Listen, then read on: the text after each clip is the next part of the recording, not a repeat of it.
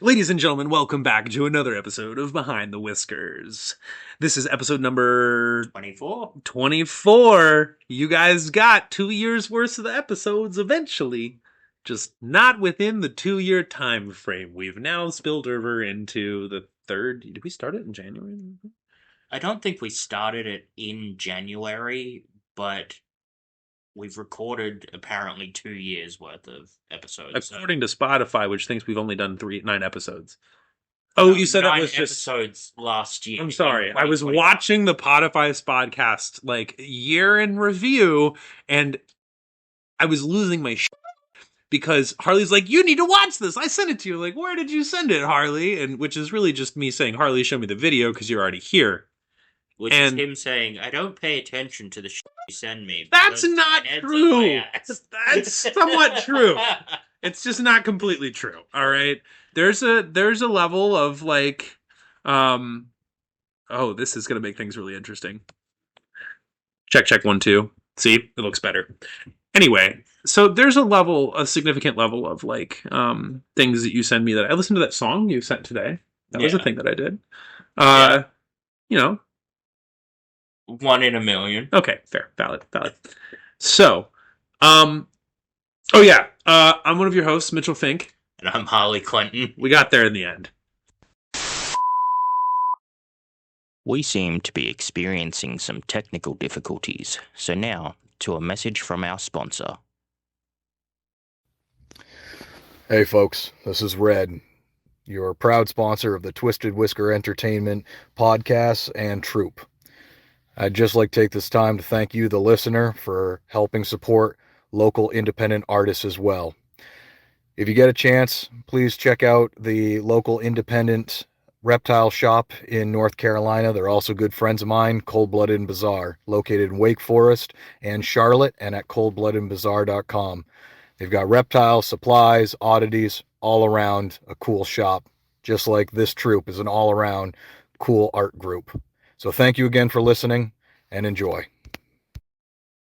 Okay, so in today's episode, we're aiming to tell you guys a little bit about kind of our latest significant development of acquiring an actual workspace for us to set up in. Yes. So every show has, and it's in circus history, has words are hard. A shop or a winter quarters that the show typically sticks itself out in. And in this case, the winter quarters for this show is in Lillington, North Carolina, at the site of One Haunted Harvest and its more prominent host business, which is called Cathas Farms, run by the Fugfelder family, which I may have mispronounced his name. It has a P and an H in it, and it is one of those strange Germanic names that's really long and has lots of extra letters. But David, if you're listening, which I'm pretty sure you're not, you might be. I don't know. He listens to a lot of podcasts. Thank you and your family for hosting us there. It's been really a godsend. We are in the end of a 400-foot previous usage chicken farm. That sentence made no sense at all. A chicken shed. No, it's not like a chicken coop. It's a 400-foot barn that previously housed chickens in a god-awful, cruel, and horrible, like, previous regime that existed on that farmland. That's the best way I could put it. All right, so the Hitler of chickens owned that place. Shwits for chickens. Pretty much. And then they die, and they're put in piles to rot, or they'll incinerate them and try to bury them and turn them over into the ground. The barn is the floor. Like, so the floor that all of our stuff's on is basically like dead chicken and dead chickens. We'll just call it cockschwitz. I had no response for that. Sometimes I feel like that's what most of my relationships are like. Anyway, so that being said, I just keep replaying the phrase cockschwitz in my mind and thinking about how brilliant that was. What can I say? If you, our listeners, have a better name to suggest for a commercial chicken farm, you have to Google it. It's going to be hard to look at. But go ahead, take a look, and then you put in your best names and see if you can beat cockschwitz, because I'm pretty sure you can't. It's definitely a rigger. So, moving on from that particular thing, they have been kind enough to grant us some shop space and a place to store the tremendous amount of goods that the Sideshow has, as well as a kind of home front of operations for Twisted Whisker Entertainment, which is cool. We put down some decking in the barn and put in some walls. Just got the lighting up today. I'll send Harley a picture that you can post with the show notes. Yeah, I can up you guys can kind of see where we're going. But it's a place to like swing wrenches and work on stuff. And the cool thing about that space is most of the barn is left empty, drivable, like straight all the way through from one end to the other. So there's like a space to actually work on big things like tent panels and load in star drop ceilings. Oh, joy. Looking forward to that. Where do we set up the camera? I'll have to think about it. There's terrible angles in this barn. It's basically a chicken coop. I'll figure it out. Notice I walked that backwards. I'll make sure I catch your best angles. I feel like that's not what you're going to do at all. So we're really excited about the shop space. We were out there tinkering with tents and lighting for a while, and they're tremendously helpful. The haunted house that's on the property is really cool. The haunted house on the property is a unique art experience in the same way that we aim for ours to be, and that it's kind of an interactive piece of spooky theater rather than a traditional haunted house. It's got a story and a concise theme versus just, oh no, there's a goblin jumping out of me. Now it's a zombie. Now it's a vampire. Oh, is that a werewolf? Is that a creepy man in a butcher's outfit? It's got direction, which makes it a lot more interesting and fun to walk through. Yeah, I think that it is an immersive piece of theater that starts and grounds itself. The story of Haunted Harvest, broadly, without giving anything away, is this intense journey that David and one of our good friends, Joe Harp, have gone on together. Joe Harp is their creative director, and taking his decades of experience in doing haunted houses and doing theater, they set out to produce an experience where from the moment you park to the moment you leave, it feels like a cult is throwing a fall festival for you to enjoy. And we got to be the in-story hired in entertainment for the fall festival this year, which was really fun with a really tremendous crowd, as you heard in previous episodes. Yeah. The best crowd, of course, being the Haunters got to came and see our show. I think they watched 2 of our shows. Was there 2? Was there 2? I believe there was 2. One on the first weekend, one on the second weekend. But the first weekend definitely went crazy. Yeah, they packed the house. It was awesome. Cannot get over that experience. I think that it's neat to be in a sweet spot with other actors who are also kind of taking themselves seriously as characters, and they're not overtly distracted by petty nuances of their real world. Like the way that they're taught at Haunted Harvest is to really immerse themselves in the art. And it really showed through. They did give us kind of an exchange. Their people came to see our show. They snuck some of us through to see their show, and their actors really turned it up to a 10. And I look forward to seeing it when as it grows.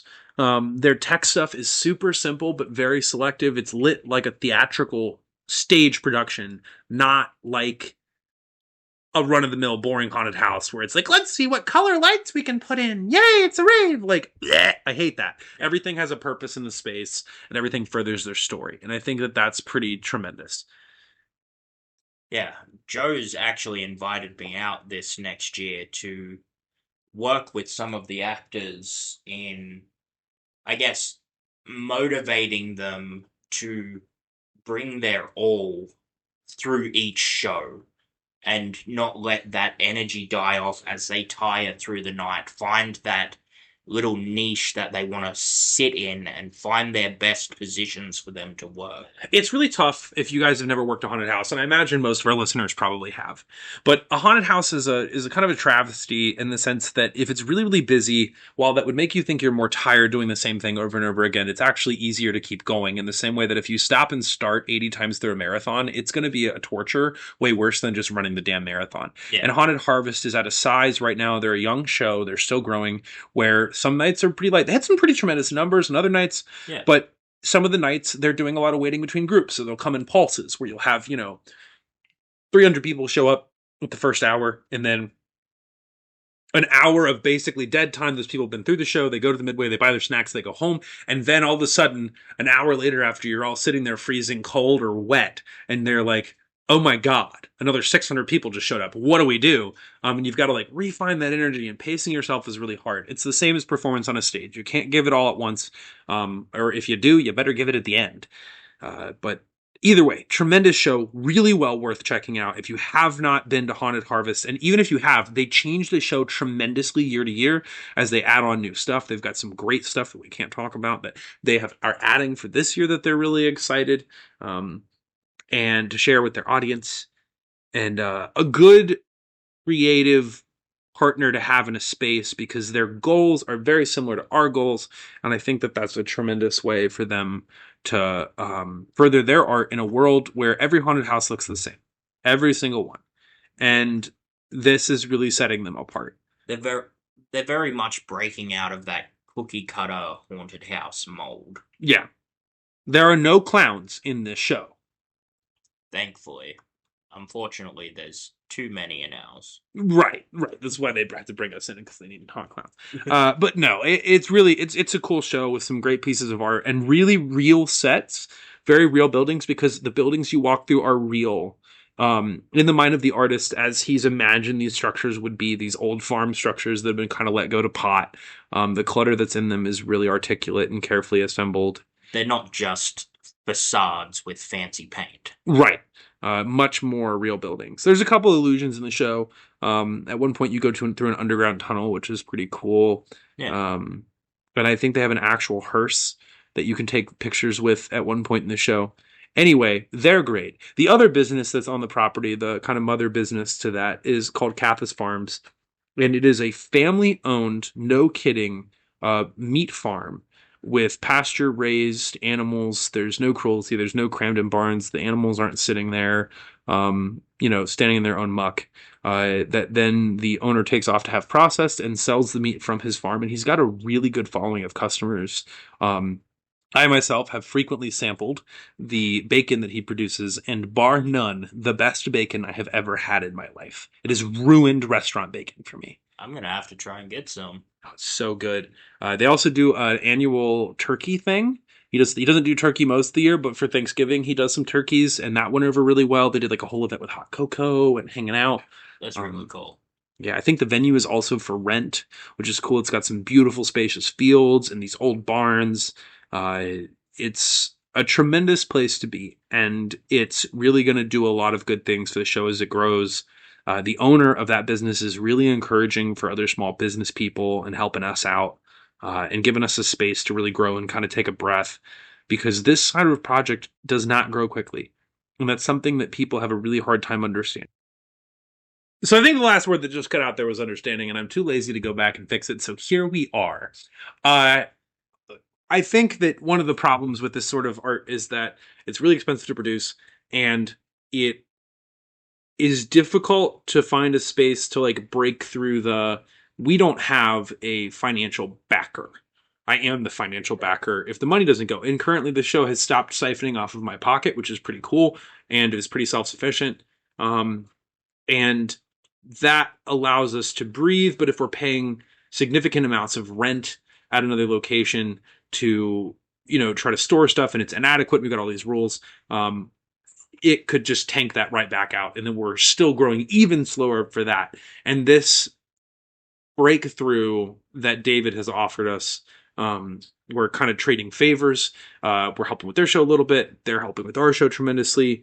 Setting up a shop there is going to pay some serious dividends, I think, in terms of our progress. And that is kind of neat to me, because where a lot of these things were staged before fairgrounds became a thing was farmers' fields, or it would be like a municipal field that was cleared for something that the town would own and then lease out to a carnival or circus that comes in. Yeah. And so there's kind of a full circle for this that's neat. It's really nice. It also gives us a much better space to produce some larger props, like to work on our ticket booth and the tents and the curtains you want to build and anything else that we so desire. Maybe down the line, look for a trapeze setup or a gymnastics setup that can work with the show. Which gives us the space to absolutely test and play those things. One of the things that's on the list that I really want to pull into this experience is a couple like real serious carnival games.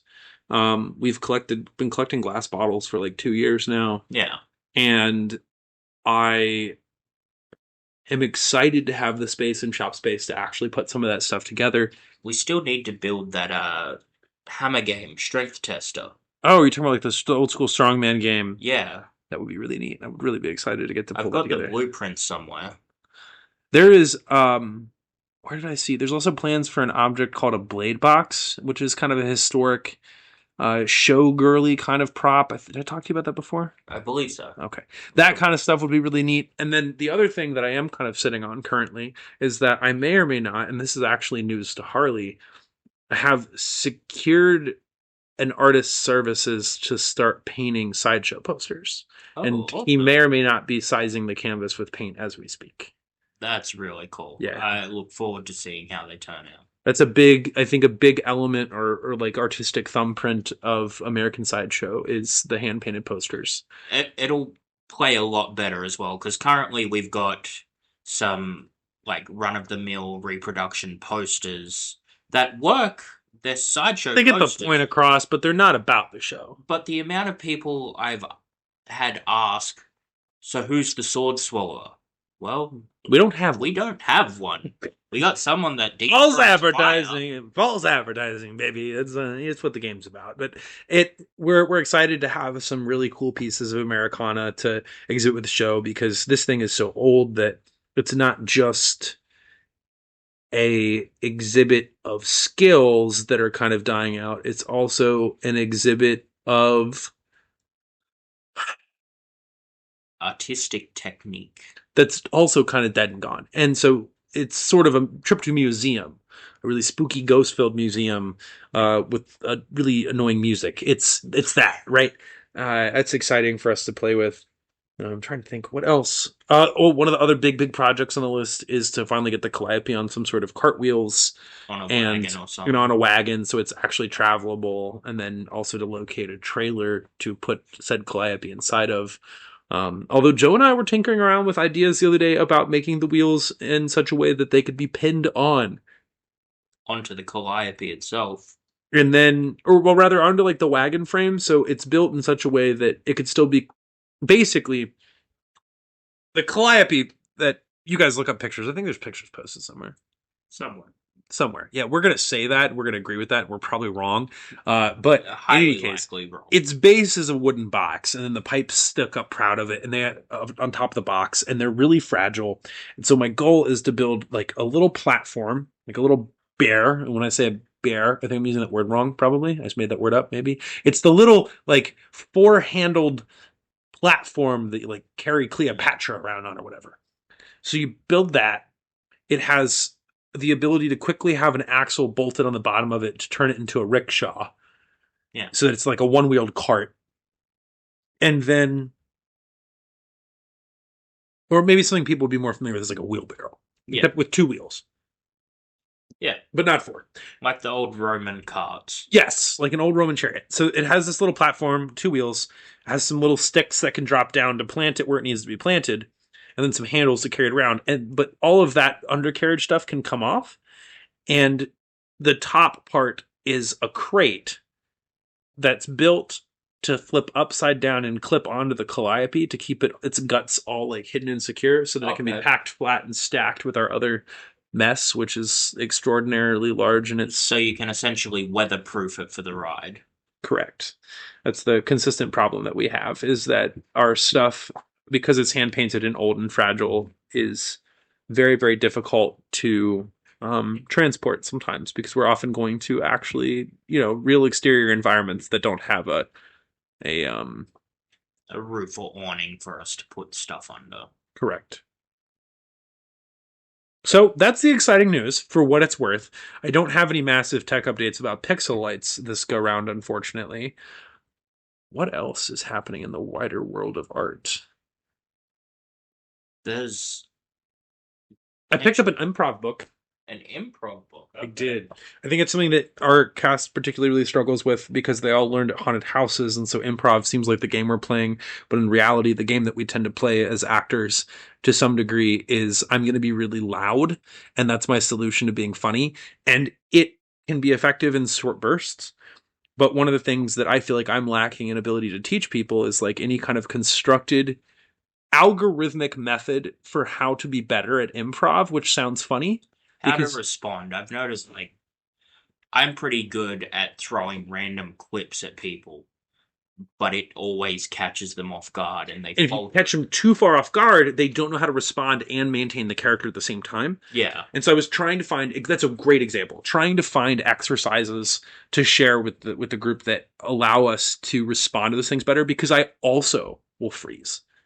And I'm more conscious that it's happening, but it appears, and of course with the Ringmaster's character, it's easy to play it off as I'm just too busy to deal with your bull. But the reality is it would be far funnier if I would catch the ball and throw it back. Yeah. And yes, and you a few times and move on. So this book I've picked up is called Impro. It's by a gentleman whose last name is Johnston. He is a Londonite theater guy who I believe is long dead at this point. I could be completely wrong about that. Maybe he's alive, but it's a very old book. And he cites an interesting thing that's happened to me artistically over the last several months, which is kind of losing his spark, is where he begins this journey. He sets out to write this book from experiences that he had in his journey to become a better artist, which he started with by going to an acting conservatory school. And for those that don't know, a conservatory is a school where they study only that one thing. They don't study other extra stuff. And he found that the school really spent a lot of time telling him the right way to do something, the right way to think about something, and to have this really clinical approach to art that wasn't helpful. And so what they did instead was he takes it and flips it on its head and finds that his imagination is buried in this childlike place deep down underneath his instructions not to break the mold. Am I still making sense? Did I kind of lose the thread? No, good. So you've got this like imagined plateau where like this is how you act an angry scene. This is how you act a blah blah blah. This is how you need to play this kind of character. And so he starts out his career trying to be a theater writer, I believe, and just like loses it and is just like, I don't got nothing. So he's like, okay, you know what? If I can't do that, I'm going to try to teach, because there's this stupid perception in people's minds that if you fail, well, you're going to accept that you're a failure and therefore become a teacher, which I think is stupid, because some of the best teachers I've had were incredibly successful and just wanted to share that with somebody because they got their joy of doing it, and now they're going to do it by teaching. And I think that's really admirable. So I think the idea that a teacher is a failure is stupid, but this is how he approaches it and admits that that's folly. He has one really good professor who starts him off by doing this exercise. So he tells all the students in the class that they are to take black paint.